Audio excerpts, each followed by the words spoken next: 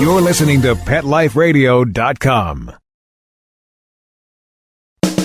Welcome to Animal Rights on Pet Life Radio. This is your host, Tim Link, and I'm so glad you're joining us today. My special guest today is professional photographer and author Liz Stavrinides. Liz is going to be here discussing her recent book, Miracle Dogs Rescue Stories. Wonderful, beautiful book that she's put together, and the photography is wonderful, wonderful. So you're going to talk to Liz about that, a little bit about her photography, and get to know her a little bit better. Before we do, we got a special promotion going on. Everybody listen closely. This is brand new, so we're going to pitch it to you right now. I want to know if you would like to receive a free copy of my audiobook. Yes, my audiobook, Wagging Tails, Every Animal Has a Tale, is now available in audiobook form through Audible, Amazon, and iTunes. By listening to this show, you have the opportunity to receive a free downloadable copy of the audiobook, my personal book, Wagging Tails, Every Animal Has a Tale. Sometime during this show, I'll ask a question about today's author and her book. The first person to email me at tim@petliferadio.com. It's tim@petliferadio.com. Email me with the correct answer and you'll receive a free downloadable copy of the audiobook, Wagging Tails, Every Animal Has a Tale. So, big kudos, everybody listen closely, download and listen. This is going to be great and it'll be fun. Hopefully you'll enjoy the audiobook as well. So everybody hang tight. We're going to come right back after these messages. You're listening to Animal Rights on Pet Life Radio. Sit. Stay. We'll be right back after a short pause. Well, 4 to be exact. Pet Life Radio, the #1 pet radio network on the planet, joins forces with iHeartRadio to put the power of your pets in your pocket. Awesome! Download the iHeartRadio app and rock Pet Life Radio on your phone, on your tablet, on your Xbox, in your car. Pet talk, pet tunes, and fun pet times. Pet Life Radio and iHeartRadio. Positively Possum. Let's talk pets on PetLifeRadio.com. Welcome back to Animal Rights on Pet Life Radio. It's Tim Link, your host, and joining me now is author Liz Stavrinides. Liz, welcome to the show. Thanks so much, Tim. Oh, it's a pleasure. Congratulations on putting together such a fantastic book. Oh, thank you so much. It was such a joy to put it together. Yeah, it turned out great. So we're going to dig into it in a little bit and talk to you a little bit about your writing styles and your photography as well. And there's obviously some big name celebrities that have joined in on the book. So we want to hear all about that. But just give us a little bit of an overview of Miracle Dogs Rescue Stories. Well, Miracle Dogs Rescue Stories has been a project that has been near and dear to my heart for a really long time. The main purpose of the book has been to inspire people to rescue animals. I just, all of these stories are so amazing, and I just felt that I had come in contact with so many amazing people over the years through my photography that I wanted to share some of these stories with people to inspire them to rescue and to see what beautiful dogs are out there in shelters that need loving homes. And through this, how did the book in general, did you get an epiphany one day, say, hey, I know a lot of people and I got a lot of great photographs and a lot of great stories, I'm going to put together a book? Or was it more of some people prodding you along to put all this together? It was a little bit of both, Tim. I think, the more I talked about it, it was sort of almost became a collaborative effort. And, people were saying, I think that is a great idea, and I think it would be so inspirational. And really would entice people to understand through these messages and these stories, because every one of these stories has an incredible message. And I just felt like, these stories needed to be told. Absolutely, and we're glad you did and put it together. Now, you had mentioned something about the photography and the people you've met, because this book in particular has a combination of well-known names, like Chevy Chase is in the book and his doggies and pets. Jamie Lynn Sigler is in here, Lance Bass. And then there's folks in there that people may not know about, just they've done great jobs with rescue. How did you sort through all that to determine which stories and which photos would be best for the book? Well, I took a variety of photos on each of the photo shoots and picked the best ones from each shoot. And it was kind of a collaborative effort with me and the editor, and we picked the best photos for each story. And as far as choosing which stories went in the book, it was just choosing stories that were varied enough in circumstances so that we would have a wide variety of stories to tell. And that's one of the nice things that caught my eye about the book. Obviously it's hardbound, it's beautiful. You did a great job with the photography, and the stories are heartwarming. But I like the combination. I like the combination because a lot of times I'll see books that, are geared towards all well-known names and well-known celebrities that have done great work with the animals, but they're well-known. Or it's on the total flip side. It's people doing their everyday work with rescue and telling their great stories. And you've done a great job of blending both of those together. Oh, thank you. Well, tell us a little bit then about rescue in general. That's near and dear to our hearts. Obviously, we're heavily involved in supporting animal rescue organizations, and I'm a former president of a local humane society myself, so I've been there and done that many times. How did you first get involved with animal rescue organizations? Well, what I started doing, Tim, is obviously, a picture is worth 1,000 words, and we all know that having a great photograph of an animal in a shelter exponentially helps them get adopted faster.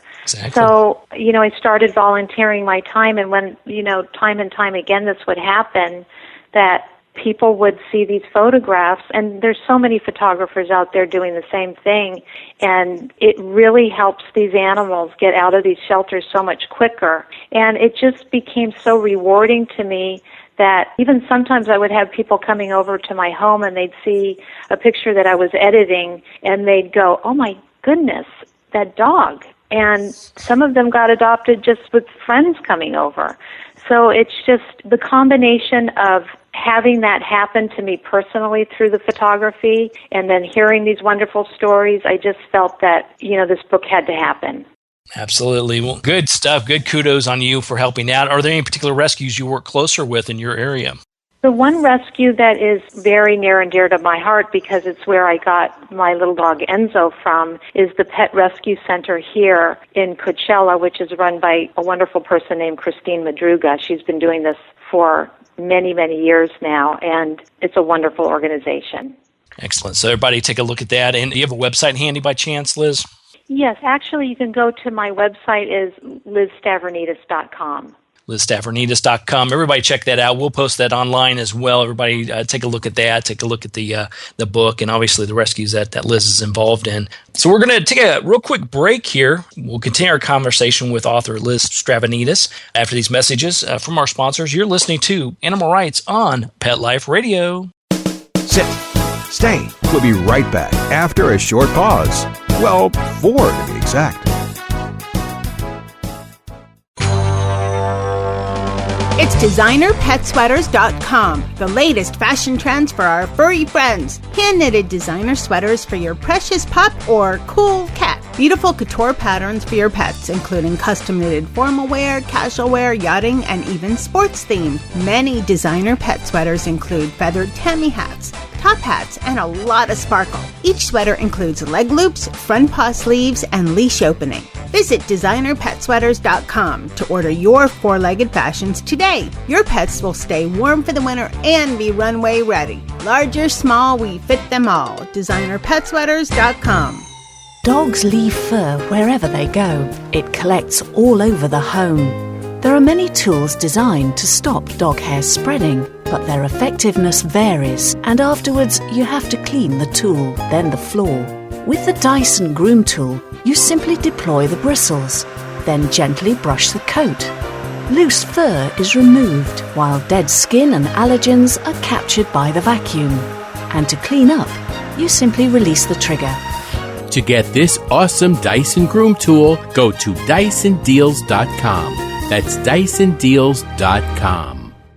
Hi, this is Teody Anderson, and I'm the host of Get Positive Results on Pet Life Radio. We're going to talk about a variety of topics on canine behavior and training, all based on modern methods that are fun for you and your dog. We might be talking about other critters too, so join us on Get Positive Results. We'll talk about common issues between you and your dog, answer your questions, discuss different activities you can do with your dog, and keep you posted on current canine news and products. All this on Get Positive Results on Pet Life Radio.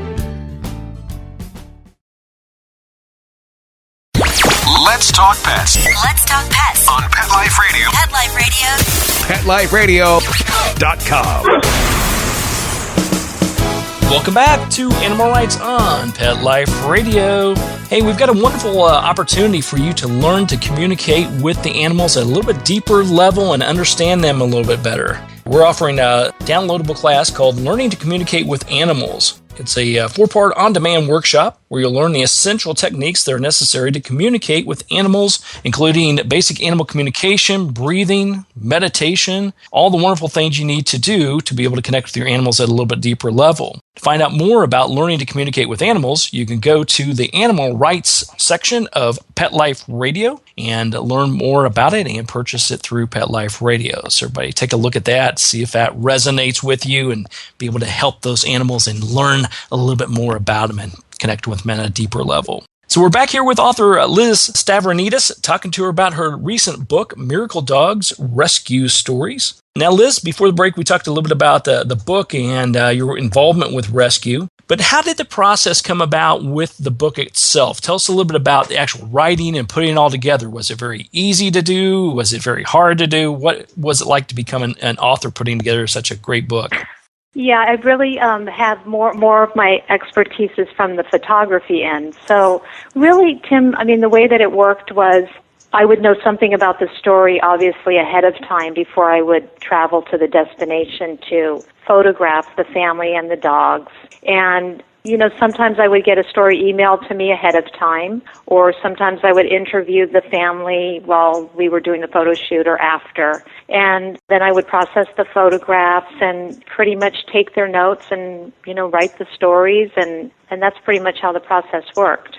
And as far as the timing on putting together a book of this substance and everything that's put together, how long did it take you from the time that you got the idea to the time that you actually had the manuscript and had all the photos ready to go? Well, Tim, this has been about a 4-year labor of love, actually. It takes a long time to put a project like this together. Lots of moving pieces. I tell people that all the time when we're working. It's not only the editor's piece, you know, the publishing house that has to go through the manuscripts and the right photos and organizing it and doing all the wonderful things that they do, but it's also the fact that you've got, like you said, a lot of moving pieces. You've got a lot of people involved in this. You've got to fit their schedules, got to get the photography put together. I can imagine how much of a challenge that was. Did you have some sort of schedule in mind, or did you have a little tick box saying, okay, here's the things I need to do first, and here's what I'm going to do following it? Or was it just sort of get together what you can whenever somebody yelled at you enough to get it? That's pretty much how it was, Tim.